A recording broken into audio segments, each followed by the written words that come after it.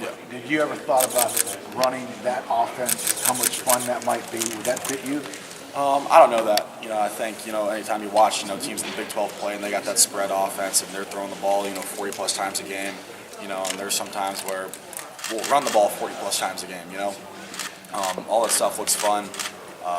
But, I've never really talked about it with Bryce, but I mean, looking at it now, I think it probably would fit me, because I love to sling it around, and what quarterback doesn't like to throw it around, stuff like that. But I think the offense that I'm in now fits me, and I'm comfortable with it. I think it benefits you, going on to the next level, being in a pro style, somewhat of a pro style offense.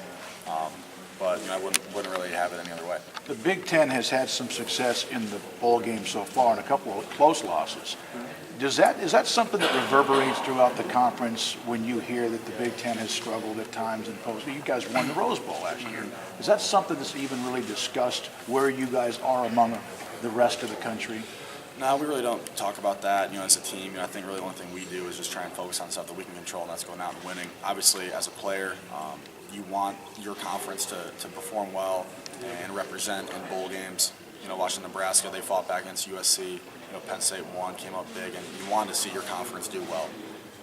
But, if they're talking bad about us, really we don't care about that, because, we can only focus on what we can control, and that's going out and winning. You mentioned you thought you were going to be in the Orange Bowl, and then Mississippi State somehow vaults you guys, which is a story itself. And the frustration that Baylor probably felt. Did you as a player ever understand the week-to-week college football standings? Not really. You try not to watch it, like I said before, you focus on the stuff that you can control, and, all the rankings, all the college football playoff stuff, really is out of our hands. We don't control that.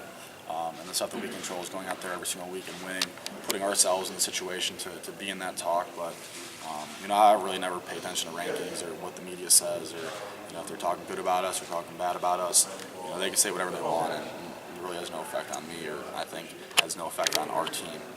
Have you thought about after this game you'll play three of what are the top five teams in the country when it's done, with Ohio State, Oregon, and Baylor? Right. I think it's cool. Obviously we would have loved to be in the playoff, but you look at the playoff and two of the teams that are in there we lost to. And then playing against another top 10 team, top 5 team in Baylor. Being a quarterback, playing at a high level, you want to play against the best teams. So playing against Oregon, playing against Ohio State, playing against Baylor, those are the situations that I want to be in. Playing against great opponents, in big time environments, in big time stadiums, in the prime time. That's what I live for. That's what, growing up, being in high school, growing up watching stuff and watching college football in middle school and, seeing guys play at that level, that's what you dream about. And to be in situations like that and play against opponents like that, it's just a dream come true. Do you guys feel like you're playing maybe an angry Baylor team because of what happened last year in the Fiesta Bowl for them, and then this year getting first team left out of the playoff? Yeah, most definitely. Like I said before, I think they have a sour taste in their mouth from losing the bowl game last year and not making the playoff, and I think that just kind of adds some fuel to the fire. And for sure, I think they're going to be gunning for us, and I think their coach has emphasized that throughout the week and leading up to the bowl for bowl practice and bowl prep. That they're not happy for what happened last year and for what happened this year, and we know that they're going to give us their best shot, and we're going to give them our best shot. So I'm looking forward to it. It's going to be a great time. Do they remind you of anyone that you faced already this year? Yeah, with their offense, probably I'd say Oregon. I think a faster paced Oregon. I think Oregon, they go fast. Don't get me wrong, but I think Baylor, goes at a little bit faster pace than Oregon. Kind of like Ohio State too. Just because it's a spread offense. So I think if I had to pick two teams or a team that represents or kind of parallels Baylor, it would probably be Oregon or Ohio State. The initial reaction was, Baylor offense versus the Michigan State defense. For you guys on the offense and for the Baylor defense, do you feel like you both maybe have chips on your shoulder that you both, want to go out and prove something that's not just about the Baylor and Michigan State D?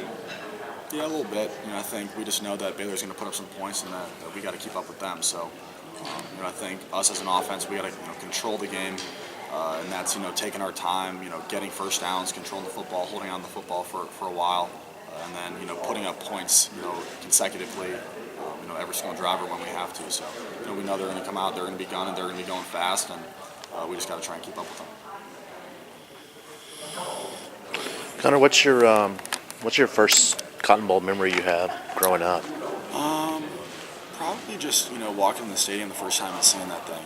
AT&T Stadium, walking in and just seeing how big that is, how big the scoreboard was, just kind of being a little bit in shock and amazed just to see how big something like that is. A $16 billion facility, complex, whatever you want to call it. It looks like a spaceship from outside, and then when you walk in, you're just like, pretty much your jaw kind of drops. But I'd say that's probably my first Cotton Bowl memory, just walking in there and just being so amazed at how big that thing is. You want to talk about Sean Oakman and the problems he could cause for y'all?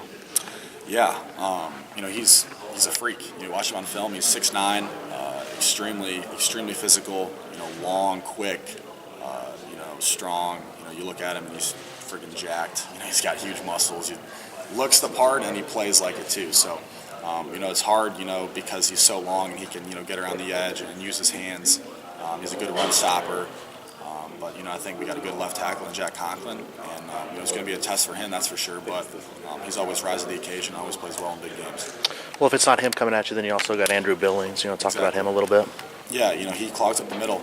He's a big guy, big strong guy, physical just like Okay, Sean. this is the 5-minute warning, and we'll be 50 minutes, so 5 minutes. Physical just like Sean, and it's just another guy that you got to watch out for. I think we have a solid offensive line, an offensive line that can handle a guy like that, but it's going to be a challenge. So, it's nothing that we haven't seen before. We played against, a good defensive line. Ohio State had a good D line.